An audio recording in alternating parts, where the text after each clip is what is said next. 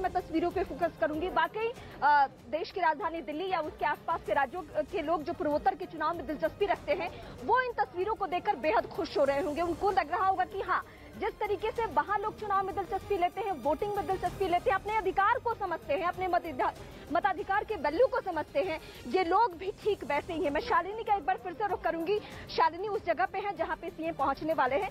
शालिनी, वाकई बीते कुछ सालों से यानी 2018 उसके बाद अभी का चुनाव 2023 का, ये दिन ब दिन धीरे धीरे बहुत दिलचस्प होते जा रहा है, क्योंकि यहाँ के लोगों की यानी पूर्वोत्तर के लोगों की शिकायत रही है कि दिल्ली हमें भूल जाता है, लेकिन इस बार ऐसा नहीं हुआ है, दिल्ली भूला नहीं है।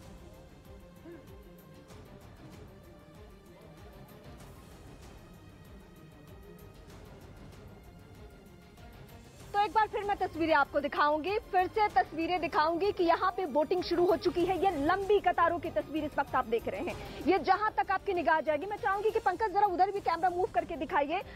ये एक निचले इलाके में आकर यहाँ पे एक स्कूल बना हुआ है और यहाँ पोलिंग बूथ है और यहाँ पे काफी मशक्कत के बाद लोग आ रहे हैं, लेकिन अपने मताधिकार का इस्तेमाल करने के लिए, क्या यंग लड़कियां हो या फिर महिलाएं हो या फिर ये बड़े बुजुर्ग हो, ये सभी पहुंचे हुए अपने मताधिकार का इस्तेमाल करने के लिए। मैं फिर से शालिनी का रुख करती हूँ। शालिनी, वहां से आप खास तस्वीरें दिखाएंगी, एक बार फिर से उस गांव की तस्वीरें दिखाइए जहां सीएम पहुंचने वाले हैं। बिल्कुल, यहाँ की तस्वीरें हम दिखाएं उसके पहले जो बड़ी खबर है वो दर्शकों को बता देते हैं। बड़ी खबर ये कि मतदान शुरू हो चुका है। अहम खबर, 7 बजे से मतदान शुरू होना था और फिलहाल जहां मैं इस वक्त मौजूद हूं, यहाँ भी अब मुझे थोड़ी छोटी सी पर कतार दिखाई दे रही है। महिला और पुरुष दोनों यहाँ पर खड़े हैं।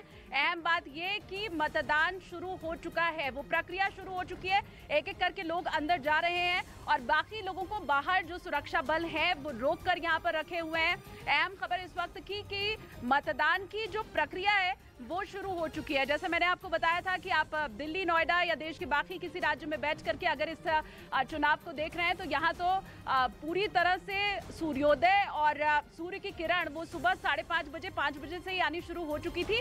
लेकिन ये जो अब लंबी कतार आपको लगी हुई दिखाई दे रही है, ये मतदान के लिए, अपने मताधिकार का इस्तेमाल करने के लिए अंदर एक एक करके लोग पहुंच रहे हैं। वो तस्वीरें आपको फिलहाल हम दिखा रहे हैं। नागालैंड के बड़े महत्वपूर्ण फैक्ट्स हैं और वो ऐसे फैक्ट्स हैं जो चुनावों के वक्त अगर आप जानेंगे तो आपको बड़ा अच्छा भी लगेगा और ऐसा भी समझ आएगा कि क्या वाकई ऐसे राज्य भी हैं भारत के अंदर। एक बहुत छोटे से ब्रेक के लिए यहाँ पर हमें रुकना पड़ रहा है, लेकिन वापस लौटेंगे तो ये जो चुनावी महाकवरेज है, नागालैंड और मेघालय, वो राज्य जो लगभग अछूते रहते हैं उत्तर भारत से या जिनके बारे में कहा और सुना कम जाता है, आज पूरा दिन आपको बताते रहेंगे।